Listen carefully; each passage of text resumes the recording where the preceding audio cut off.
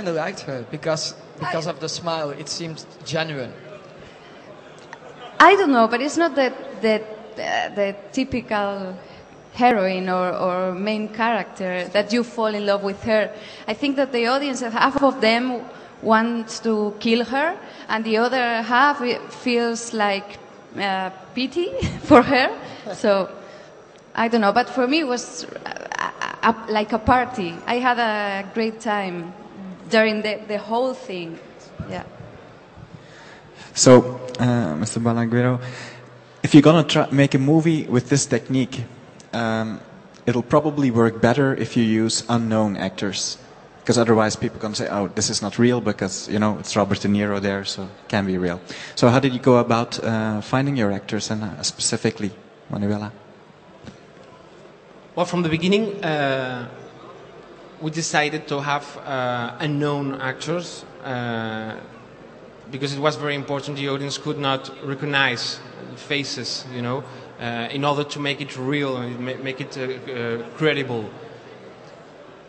So we test a lot of actors, and just to find these good actors, unknown actors, but specifically actors with a very big capacity of improvisation.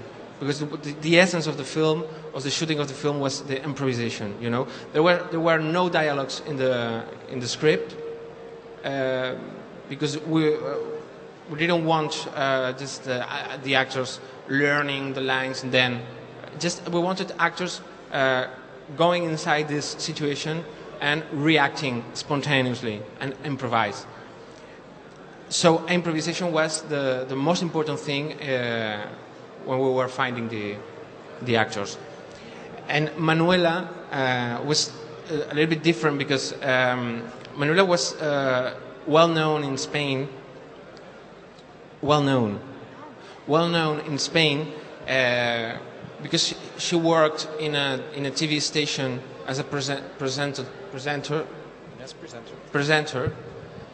making the same thing that she does in the film. And it worked for us because when you see a program like this, usually you recognize the presenter. You know, you are used to this face, so it was very interesting for us. And Manuela is an excellent actress, but at the same time. Playing the role of a presenter was perfect because she was not playing the role of a presenter, she was presenting, and that's what we wanted.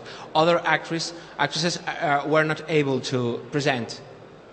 Other actresses were playing presenter very well, but not presenting, and we wanted just a girl presenting, and incredible actress like Manuela presenting, then it's perfect. And I'm gonna answer your first question. For us, the role of Angela was very, very complex because at the beginning it was a stupid presenter. Then it was someone without ethic, someone who wants the information, who wants the picture, who wants to record everything. Then she becomes scared, and then she becomes crazy, like someone who's not, who's totally crazy, like a beast, you know, screaming, beating, and finally she comes back to scares, and it was very complex, you know, to go around all these emotions, and it was very difficult, but she did it very well. Obviously, your film is going to be compared to films like The Blair Witch Project and Diary of the Dead. I think it's a very strong picture. Do you think it's a plus to be compared to pictures like that, or do you think it may be detrimental and you don't want it to be compared to other films too much? Well, there's a lot of films, and it's normal to compare films with other films, and especially with films like the Blair Witch Project, or for us, the inspiration was based on previous films than Blair Witch Project. Of course, Blair Witch Project also, but especially Cannibal Holocaust. C'est arrivé près de chez vous. Ça, je le dis déjà, non? C'est tout ça. Mais alors c'est ça. J'avais dit ça. Yes, Yeah, you said that. So you think it doesn't matter if it's compared to other films? By the way, did you happen to see that 9/11 documentary of these two French journalists who were in New York on September 11th? No? Because they were in the business of making a documentary about firemen. You know, really? And then on September 11th, they go with the firemen to the Twin Towers. You never saw that? Well, it's I think I saw. scarily similar. Yes. Let's have an opportunity for the audience to ask some questions. Est-ce qu'il y a des vraag? questions? Kom aan, er is altijd één iemand met een vraag.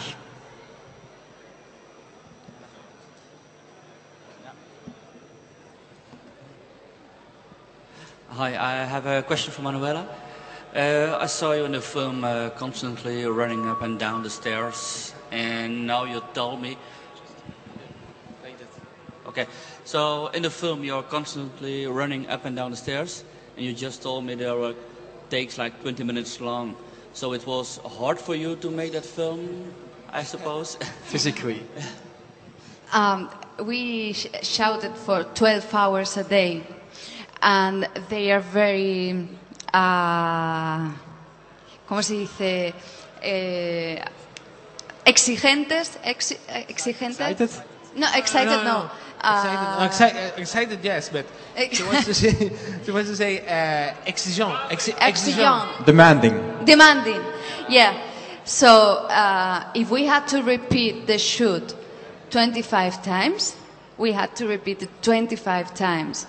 Going up and down the stairs like all the time, running. We were dead, I promise you. And we had all these injuries. We were hurt everywhere. I had this huge violet, ¿cómo es moratón? Like when you bruise. Bruises.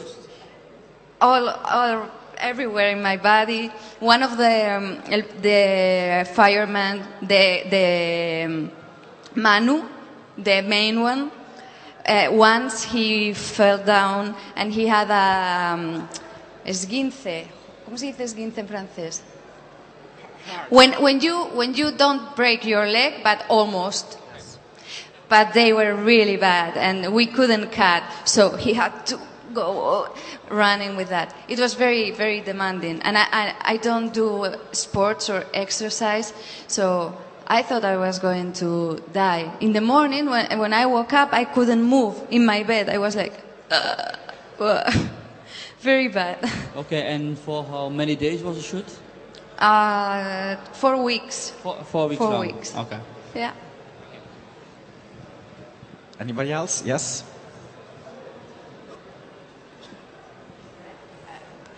You said that you didn't know that you were not going to survive.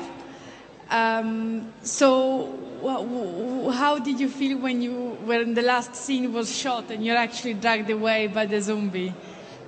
I knew that. That part I knew, yeah, because he had to pull me, and it was very complex to do that. But before that, they shoot a different ending of the film.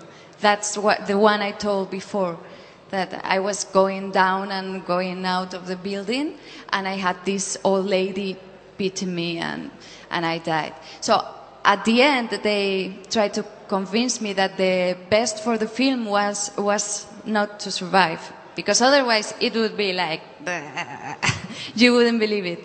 So that part at the end, I knew that he was going to do that. But I was really mad at them and angry, because I always thought there was going to be a second part and I was going to be the main character, and I was telling them all the time, why don't I take a gun or something to hit. I really wanted to kill someone.